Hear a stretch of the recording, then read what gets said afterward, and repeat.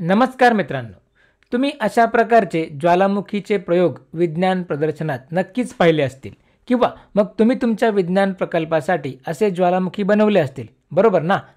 तर या व्हिडिओमध्ये आपण ज्या रासायनिक अभिक्रियेमुळे हे घडते त्याबद्दल बोलणार आहोत, ती म्हणजे दुहेरी विस्थापन अभिक्रिया।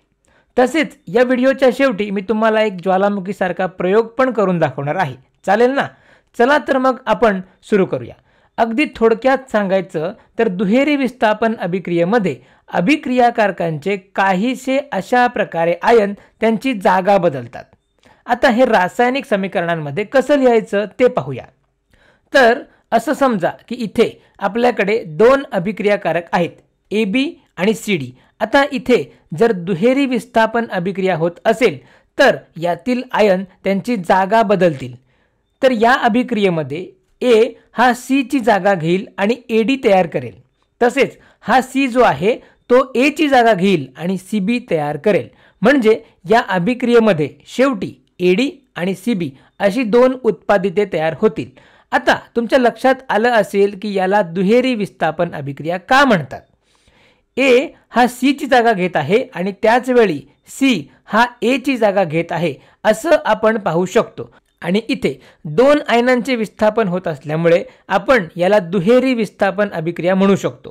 ठीक आहे, आता आपण एक प्रत्यक्ष अभिक्रिया पाहूया। तर मग इथे आपल्याकडे हायड्रोजन क्लोराईड आणि सोडियम हायड्रॉक्साईड आहेत आणि जेव्हा ते एकमेकांशी अभिक्रिया करतात तेव्हा ती दुहेरी विस्थापन अभिक्रिया असते। याचा अर्थ इथे आयन त्यांची जागा बदलतील। इथे हायड्रोजन आयन या सोडियम आयनासोबत जागा बदलतो, बस एवढंच। तर इथे हायड्रोजन सोडियमची जागा घेईल आणि HOH किंवा H2O म्हणजे पाणी तयार करेल आणि सोडियम हायड्रोजनची जागा घेईल आणि सोडियम क्लोराईड म्हणजेच NaCl तयार करेल। आणि ही या अभिक्रियेतील उत्पादिते आहेत, H2O आणि सोडियम क्लोराईड। आता आपल्यासमोर आणखी दोन अभिक्रिया आहेत आणि या दोन्ही दुहेरी विस्थापन अभिक्रिया आहेत। आता तुम्ही व्हिडिओ थांबवून या दोन्हींची उत्पादिते स्वतः शोधण्याचा प्रयत्न करा बरं। जर तुम्ही प्रयत्न केला असेल तर मग आपण पाहूया। बघा, इथे या अभिक्रियेमध्ये ही दुहेरी विस्थापन अभिक्रिया असल्यामुळं आयन जागा बदलतील। इथे सोडियम हा बेरियम सोबत जागा बदलतो, म्हणून सोडियम एका अर्थाने बेरियमला विस्थापित करतो आणि सोडियम क्लोराईड बनवतो। त्याचबरोबर बेरियम हा सोडियमची जागा घेऊन बेरियम सल्फेट बनवतो। तर मग या अभिक्रियेतील उत्पादिते असतील सोडियम क्लोराईड आणि बेरियम सल्फेट। आता ही अभिक्रिया पाहूया। इथे दुहेरी विस्थापन असल्यामुळे या ठिकाणी सुद्धा आयन जागा बदलतात, त्यामुळे सोडियम हायड्रोजनची जागा घेऊन सोडियम क्लोराईड बनवतो आणि हा हायड्रोजन सोडियमची जागा घेतो आणि हायड्रोजन सल्फाईड बनवतो। तर मग या अभिक्रियेतील उत्पादिते असतील सोडियम क्लोराईड आणि हायड्रोजन सल्फाईड। आता तुम्हाला दुहेरी विस्थापन अभिक्रियेची मूलभूत रचना समजली असेल, पण तुमच्या मनात अनेक प्रश्न असतील, जसे की इथे सोडियम फक्त हायड्रोजन सोबतच जागा का बदलतो, तो क्लोरीन सोबत जागा का बदलू शकत नाही, किंवा मग सल्फर क्लोरीन सोबत जागा बदलू शकतो का, किंवा मुळात तिथे काय होतंय, या अभिक्रिया कशा प्रकारे होतात। हे सर्व प्रश्न उत्तम आहेत, पण हे समजून घेण्यासाठी आपण थोडे सविस्तर पाहूया। तर बघा, इथे आपल्याकडे सोडियम सल्फाईड आहे। जर मी हे पाण्यात टाकले म्हणजे सोडियम सल्फाईडचे जलीय द्रावण बनवले तर त्या परिस्थितीत हे रेणू त्यांच्या आयनांमध्ये विलग होतील किंवा तुटतील। आपल्याला सोडियम आयन आणि सल्फर आयन वेगळे झालेले मिळतील, काहीसे अशा प्रकारे। या ठिकाणी आपल्याला सोडियम प्लस आयन आणि सल्फर -2 आयन मिळतील। यात काळजी करण्यासारखं काही नाही। अनेक रेणू जेव्हा पाण्यात टाकले जातात तेव्हा ते त्यांच्या आयनांमध्ये विलग होतात। त्याचप्रमाणे इथे HCl जेव्हा पाण्यात टाकले जाते तेव्हा ते हायड्रोजन आयन आणि क्लोरीन आयनामध्ये विलग होईल। आता काही विशिष्ट रेणू पाण्यात का विलग होतात याबद्दल आपण एका वेगळ्या व्हिडिओमध्ये बोलू। तर जर आपल्याकडे फक्त सोडियम सल्फाईडचे द्रावण असेल तर त्या परिस्थितीत आपल्याकडे फक्त सोडियम प्लस आयन आणि सल्फर -2 आयन असतील आणि ते एकमेकांकडे आकर्षित होतील, कारण आपल्याला माहित आहे की विरुद्ध प्रभार एकमेकांना आकर्षित करतात। पण जर त्या द्रावणात आपण HCl चे द्रावण देखील मिसळले तर याचा अर्थ होतो की आता आपल्याकडे H+ आयन आणि क्लोरीन मायनस आयन देखील आहेत. आता बघा, सोडियमला फक्त सल्फरकडे आकर्षित होण्याची गरज नाही. आता त्याला दिसते की क्लोरीन मायनस आयन देखील आहेत, म्हणून काही सोडियम आयन क्लोरीन मायनस आयनकडे देखील आकर्षित होतील आणि सोडियम क्लोराईड तयार होईल, जे असे दिसेल. आणि त्याचप्रमाणे इथे हायड्रोजन, जो आधी फक्त क्लोरीनकडे आकर्षित होत होता, आता त्याला दिसते की द्रावणात सल्फर-2 आयन देखील आहेत, म्हणून काही हायड्रोजन आयन सल्फर-2 आयनाकडे आकर्षित होतील आणि ते हायड्रोजन सल्फाइड तयार करतील, काहीसं अशा प्रकारे. आता हेच प्रत्येक दुहेरी विस्थापन अभिक्रियेमध्ये घडते. सर्वात आधी अभिक्रियाकारके त्यांच्या आयनांमध्ये विलग होतात आणि नंतर आयन नवीन उत्पादिते तयार करण्यासाठी जागा बदलतात. आता हे मॉडेल आपल्याला आपल्या सर्व प्रश्नांची उत्तरे देण्यास मदत करू शकते. तर पहिला प्रश्न आहे, सोडियम हायड्रोजनऐवजी क्लोरीन सोबत जागा बदलू शकतो का? मग तुम्ही व्हिडिओ थांबवून आधी स्वतः याबद्दल विचार करा. जर तुम्ही प्रयत्न केला असेल तर मग आपण पुढे पाहूया. जर सोडियमने क्लोरीन सोबत जागा बदलली तर याचा अर्थ सोडियम आणि हायड्रोजनचा एक रेणू तयार झाला पाहिजे, बरोबर?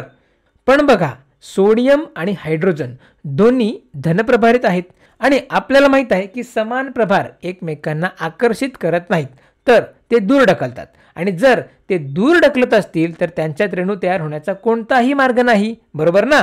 म्हणूनच सोडियम क्लोरीन सोबत जागा बदलू शकत नाही. खरं तर कोणताही धन आयन हा ऋण आयनासोबत जागा बदलू शकत नाही. धन आयन फक्त दुसऱ्या धन आयनासोबतच जागा बदलू शकतो. आता दुसरा प्रश्न आहे, सल्फर क्लोरीन सोबत जागा बदलू शकतो का? तर नक्कीच हे शक्य आहे.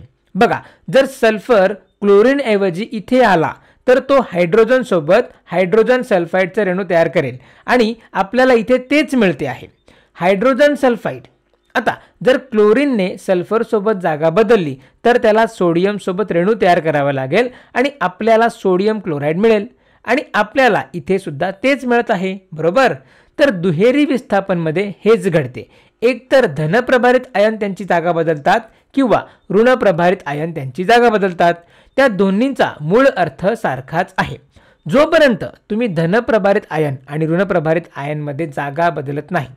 आता आणखी एक प्रश्नाचे उत्तर द्यायचे आहे.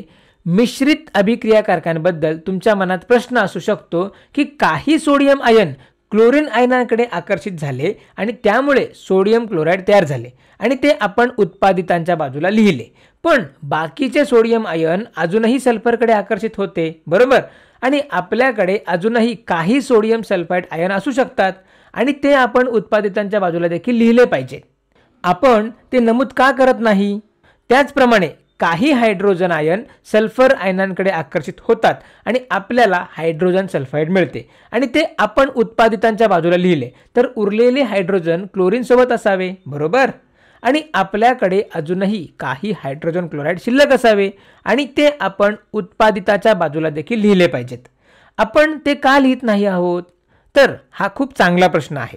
पहा, हायड्रोजन सल्फाइड हा एक वायू आहे आणि तो द्रवामध्ये असू शकत नाही, तो द्रवातून बाहेर पडेल. याचा अर्थ असा आहे की ज्या क्षणी हायड्रोजन आयन आणि सल्फर आयन एकत्र येतात तेव्हा ते हायड्रोजन सल्फाइड तयार करतील, जो एक वायू आहे आणि हा वायू द्रावणातून बाहेर पडेल. आता याचा अर्थ असा आहे की जसा जसा वेळ जातो तसं तसं अधिक हायड्रोजन आयन आणि सल्फर आयन द्रावणातून बाहेर पडत आहेत, त्यामुळे द्रावणात सल्फर आयन शिल्लक राहत नाही. याचा अर्थ आपण यापुढे सोडियम सल्फाइड तयार करू शकत नाही आणि तसेच द्रावणात हायड्रोजन आयन देखील शिल्लक राहत नाहीत आणि याचा अर्थ आपण यापुढे हायड्रोजन क्लोराईडही तयार करू शकत नाही. हायड्रोजन आणि सल्फर आयन एकत्र येऊन हायड्रोजन सल्फाइड वायू तयार करतील, जो द्रावणातून बाहेर पडेल. आणि म्हणून आपण पाहिलेले हे बेरियम क्लोराईड अधिक सोडियम सल्फेट ही देखील दुहेरी विस्थापन अभिक्रिया आहे. जेव्हा आपण हे जलीय द्रावणात किंवा पाण्यात मिसळतो तेव्हा बेरियम क्लोराईड हे त्याच्या आयनांमध्ये विलग होईल आणि त्याचे आयन असतील बेरियम+2 आयन आणि क्लोरीन-1 आयन. त्याचप्रमाणे सोडियम सल्फेट हे देखील त्यांच्या आयनांमध्ये विलग होईल, सोडियम+1 आयन आणि सल्फेट-2 आयन. आता बघा, हे बेरियम+2 आयन या सल्फेट आयनाकडे देखील आकर्षित होऊ शकतो आणि यामुळे बेरियम सल्फेट देखील तयार होईल. त्याचप्रमाणे सोडियम आयन आता क्लोरीन आयनाकडे देखील आकर्षित होऊ शकतो आणि यामुळे सोडियम क्लोराईड तयार होईल आणि म्हणून या ठिकाणी बेरियम सल्फेट आणि सोडियम क्लोराईड अशी उत्पादिते आपल्याला मिळतात. आता बघा, ज्या क्षणी बेरियम आयन आणि सल्फेट आयन एकत्र येतात तेव्हा ते बेरियम सल्फेट तयार करतात, जे पाण्यात अविद्राव्य आहे. याचा अर्थ ते द्रावणामध्ये खाली बसते, ते द्रावणातून वेगळे होईल. जसे वाळू आणि पाणी मिसळल्यावर वाळू काही वेळाने खाली बसते, बरोबर. बेरियम सल्फेट सोबतही अगदी असेच घडणार आहे. याचा अर्थ काही वेळाने बेरियम आणि सल्फेट आयन द्रावणात उपलब्ध नसतील. द्रावणात फक्त सोडियम आणि क्लोरीन आयनच उपलब्ध असतील, जे सोडियम क्लोराईड तयार करतील आणि बेरियम सल्फेट द्रावणाच्या तळाशी बसेल. आणि आपल्याकडे बेरियम आयन शिल्लक नसल्यामुळं बेरियम क्लोराईड तयारच होऊ शकत नाही. आणि त्याचप्रमाणे सल्फेट आयन देखील शिल्लक नसल्यामुळं सोडियम सल्फाईड तयार होऊ शकत नाही. म्हणून फक्त 2 उत्पादिते आहेत. हे दाखवण्यासाठी आपल्याकडे एक प्रयोग आहे. इथे मी बेरियम क्लोराईडचे द्रावण आणि सोडियम सल्फेटचे द्रावण घेतले आहे. दोन्हीही रंगहीन आहेत, पण ज्या क्षणी मी त्यांना मिसळतो मला एक पांढरे संयुग तयार झालेले दिसते. ते बेरियम सल्फेट आहे आणि काही वेळाने हे बेरियम सल्फेट या द्रावणाच्या तळाशी खाली बसते. मग याला आपण अवक्षेप म्हणतो. मग ज्या अभिक्रियांमध्ये अवक्षेप तयार होतो, म्हणजे काहीतरी जे खाली बसते, अशा अभिक्रियांना अवक्षेपण अभिक्रिया असे म्हणतात. आता आपण ज्वालामुखी बनवूया. यासाठी तुम्हाला बेकिंग सोडा आणि विनेगर लागेल. ज्या क्षणी तुम्ही बेकिंग सोड्यामध्ये विनेगर घालता, वा, तुम्ही किती फेस तयार होतो ते पाहू शकता. इथे भरपूर वायू बाहेर पडत आहे आणि जर तुम्ही ही अभिक्रिया एका लहान ज्वालामुखीमध्ये केली तर खूप बुडबुडे वर येतील आणि ते खूप छान दिसेल. खरं तर जर आपण याला अधिक झूम करून पाहिले तर अजूनही बुडबुडे बाहेर येताना दिसतील. रासायनिक समीकरणाच्या माध्यमातून आता आपण या अभिक्रियेमध्ये काय होत आहे ते पाहूया. बेकिंग सोड्याचे रासायनिक सूत्र आहे NaHCO3 आणि विनेगरचे रासायनिक सूत्र आहे CH3COOH. जेव्हा दोन्ही पाण्यात मिसळले जातात तेव्हा ते त्यांच्या आयनांमध्ये विलग होतात. आपल्याला सोडियम प्लस आयन आणि HCO3 मायनस आयन मिळतात. त्याचप्रमाणे इथे आपल्याला CH3COO मायनस आयन आणि हायड्रोजन प्लस आयन मिळतात. आता दुहेरी विस्थापन अभिक्रिया होण्यासाठी आयन त्यांची जागा बदलतील, बरोबर. तर धन आयन जागा बदलतील. मग चला पाहूया. इथे सोडियम प्लस आयन हा हायड्रोजन प्लस आयनासोबत जागा बदलेल आणि आपल्याला CH3COONA मिळेल. त्याचप्रमाणे हायड्रोजन हा सोडियम सोबत जागा बदलेल आणि आपल्याला H2CO3 मिळेल. तर मग या ठिकाणी आपल्याला CH3COONA आणि H2CO3 अशी 2 उत्पादिते मिळतात. आता हे इथेच थांबत नाही. पहा, हा H2CO3 पुढे पाणी आणि कार्बन डायऑक्साईडमध्ये विलग होतो आणि हा कार्बन डायऑक्साईड वायू बाहेर पडतो आणि त्याच्यामुळेच बुडबुडे तयार होतात. तुम्ही बुडबुडे पाहू शकता, बरोबर. ते कार्बन डायऑक्साईडचे रेणू आहेत जे पाण्यातून बाहेर येत आहेत. आता यासोबत या व्हिडिओचा सारांश पाहूया. या व्हिडिओमध्ये आपण दुहेरी विस्थापन अभिक्रियेबद्दल बोललो आणि या अभिक्रियामध्ये अभिक्रियाकारकांचे आयन त्यांची जागा बदलतात. तर मग या व्हिडिओमध्ये इतकेच. धन्यवाद.